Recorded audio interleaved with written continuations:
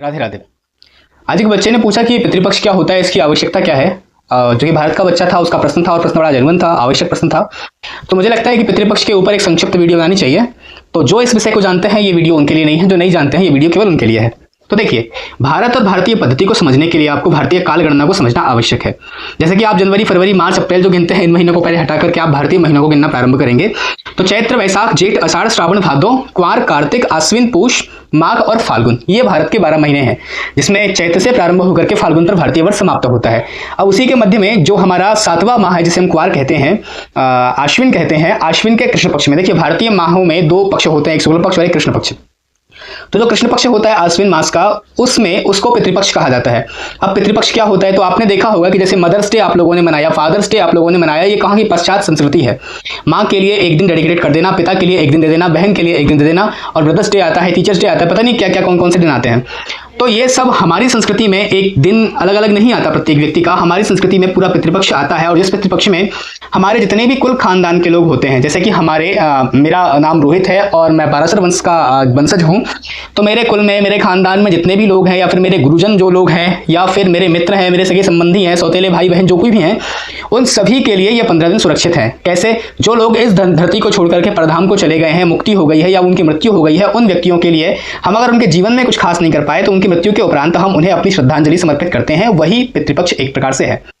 अब इसकी प्रासंगिकता क्या है, तो आपने देखा होगा मैंने कहीं किसी इंटरव्यू में देखा था कि कपिल शर्मा कभी अपने पिताजी को हवाई जहाज में बिठा नहीं पाए थे, तो उन्होंने क्या प्रयास किया, अपने पिताजी के लिए जब वो सफल हो गए तो सफलता के पश्चात उन्होंने हवाई जहाज की एक सीट बुक करी और अपने पिता के लिए वो सीट सुरक्षित रखी और अपने पिता को एक प्रकार से श्रद्धांजलि दी।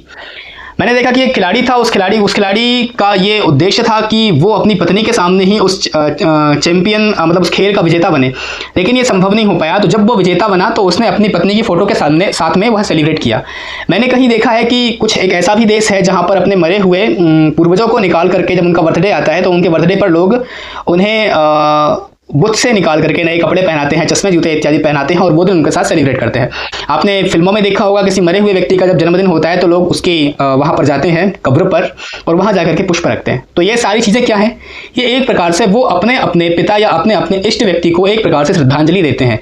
जबकि भारत में श्रद्धांजलि इस प्रकार से दी जाती है कि पितृपक्ष में जितने भी हमारे पूर्वज होते हैं उन सभी के लिए हम उनकी तिथि पर एक छोटा सा श्राद्ध करते हैं और पूरे पितृपक्ष के 15 दिन हम जौ, तिल और चावल से तर्पण करते हैं। तो ये थी पितृपक्ष की प्रासंगिकता।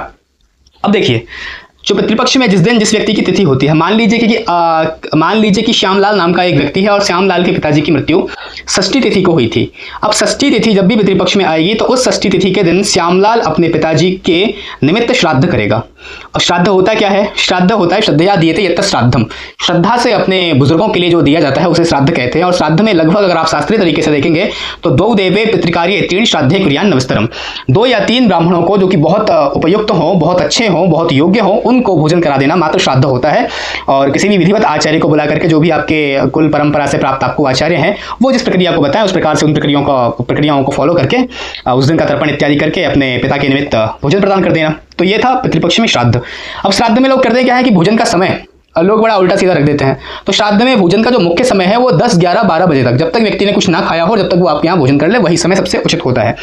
अब पितृपक्ष का या श्राद्ध पक्ष का वैज्ञानिक रूप देखिए। वैज्ञानिक पक्ष क्या है कि जैसे अगर भारतीय शास्त्रों के अनुसार देखा जाए तो कौवा सबसे अपवित्र वस्तु होता है, अपवित्र प्राणी होता है कौवा। अगर कौवा किसी व्यक्ति को स्पर्श भी कर ले तो व्यक्ति जाकर के स्नान करा दे और कौवा के स्पर्श के पश्चात में उसकी शांति के लिए पूजन भी होता है। लेकिन भारतीय न्याय व्यवस्था ऐसी है कि उस कौवे के साथ कहीं अन्याय न हो जाए तो पितृपक्ष में उसी कौवे को भोजन कराया जाता है। अब वो कितना आवश्यक है हमारी इस पृथ्वी के लिए, ये तो आप लोग मुझसे बेहतर तरीके से जानते होंगे। तो ये था उसका वैज्ञानिक रूप। फिर आप नदी में तिल, जौ और चावल जब समर्पित करेंगे तो नदी के अंदर रहने वाले जो जानवर हैं उन्हें भी भोजन प्राप्त होगा। तो तर्पण 3 चीजों से होता है, एक तो होता है जौ से, दूसरा होता है तिल से और तीसरा होता है चावल से। तो देखिए यहाँ पर जो चावल से होता है वो देवताओं का तर्पण होता है, और जो जौ से होता है वो ऋषियों का तर्पण होता है, और जो तिल से होता है वो अपने पितरों का तर्पण होता है।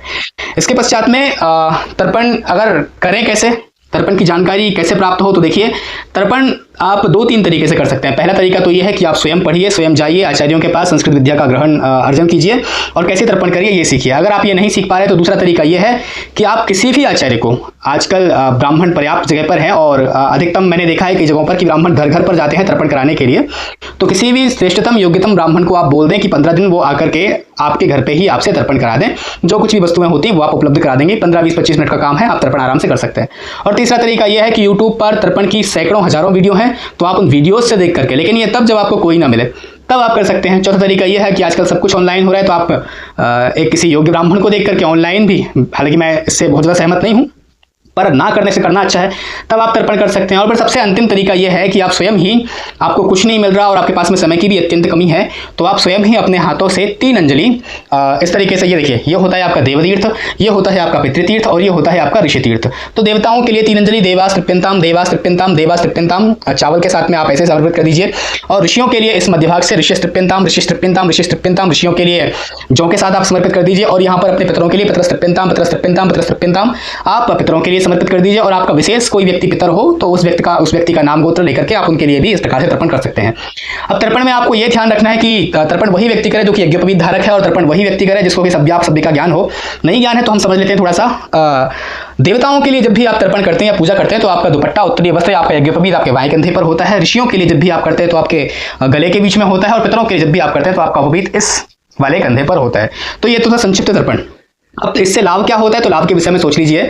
जब भी आपके पितर आपके ऊपर प्रसन्न होते हैं तो वो आपको वरदान देते हैं, हम उनसे आशीर्वाद मांगते हैं। गोत्रन नो भी वर्धनताम दातारम नो भी वर्धनताम, वो हमारे गोत्र का वर्धन करते हैं, वो हमारे दान स्वरूप का वर्धन करते हैं, जिससे कि हम दाता बने रहते हैं। हमारे घर में कभी गरीबी नहीं आती, हमारे घर में कभी दरिद्रता नहीं आती। तो अगर पितर आपके प्रसन्न हैं तो आप जीवन के सभी सुख सौभाग्य को प्राप्त करते हैं। अब कुछ सामान्य नियम हम समझ लेते हैं पितृपक्ष में क्या कर सकते हैं। सबसे पहली बात, अगर आप साल भर मांस मदिरा इत्यादि खाते भी हो तो पितृपक्ष में आपको नहीं खाना चाहिए। पितृपक्ष में आपको लहसुन प्याज इत्यादि का भी वर्जन कर देना चाहिए। जितना हो सके आप पवित्र रहें, अपने घर परिवार की समस्त वस्तुओं को पवित्र रखें। और आवश्यकता जिस दिन आपकी तिथि हो उस तिथि के दिन, मतलब माता जी की, पिताजी की, सास ससुर की, इसकी भी तिथि हो, उस तिथि के दिन आप किसी आचार्य को, ब्राह्मण को भोजन करा दें। और इस प्रकार से आप पितृपक्ष को और विस्तृत रूप से अपने आचार्यों से समझ सकते हैं। राधे राधे।